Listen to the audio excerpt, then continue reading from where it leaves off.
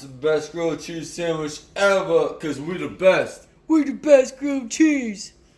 So, thank you for tuning in.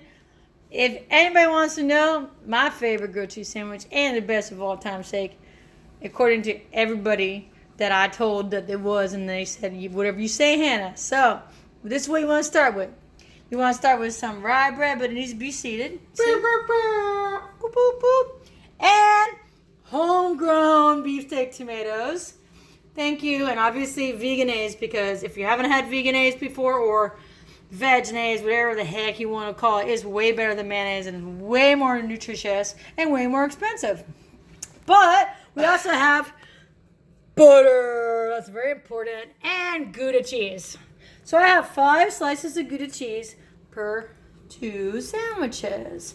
So let's see what happens next. I hope you're excited. Making the best grilled cheese sandwich is to make sure you butter your bread properly. So I like to use one of these spatulas here, which are good for all kinds of things. So you want to butter one side and put it down. Butter the other side. We're going to do one at a time here, so y'all don't have to like wait forever. And we're going to do another one and put it down on top, right? So there you go.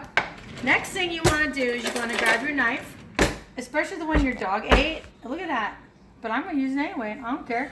So anyway, these are washed and these are beefsteak tomatoes. So again, we're just doing one. So the first thing you want to do, well, to save time, I'm just chopping the top off. So I don't like to do them too thick.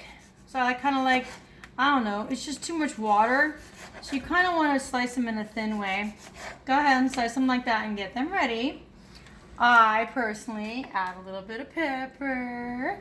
And you don't want to add salt because the cheese has salt, the butter has salt, and honestly, the bread has salt.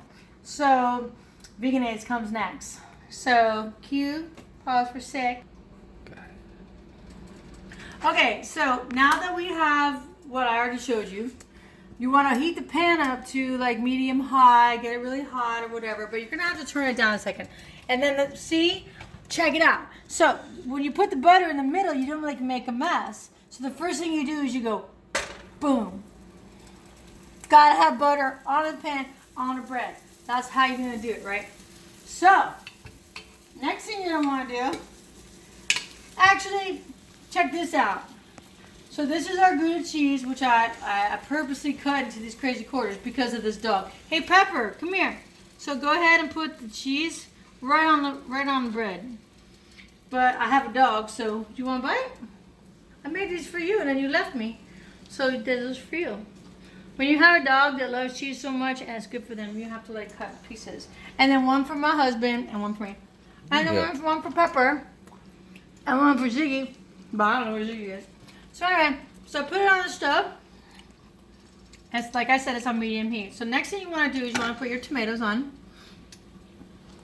So all you're looking at is butter on the bottom bread, classic tomato. And look, this one's too thick. So I'm going to go ahead and chop some off of that.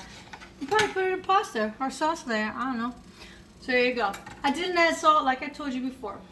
But soon, you're going to have to add the second piece of bread. But you have to have veganese. So, for all y'all that don't think you should heat up any kind of mayonnaise, you're wrong, because it's delicious when it's nice and hot. So go ahead and veganize your piece of bread. Not too much, but see how you want to do is start the cheese first, because the cheese will melt, and it takes longer to melt. So go ahead and use a spoon for your veganize. Way, way better than a knife. And then you eat extra cheese when you have it. Yep.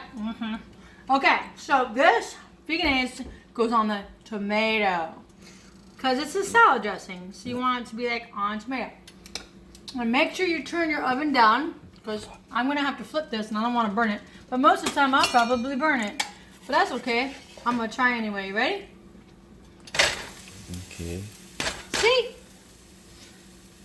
Meaning I probably should have turned the temperature down a little bit, but I actually like it like that. So that's amazing. But the thing is now, I'm going to have to be very careful not to overcook it. So you can kind of see what's happening. All right. Go. So there's other variations you can do, and I know there's one that where you can put the veganese on the outside. And it actually browns really quick and gives a little bit more moisture. I tend to use a little veganaise on the inside because I like a crispy outside, but those are options. So check it out. Boom! Again, I like mine a little crunchy, so watch this.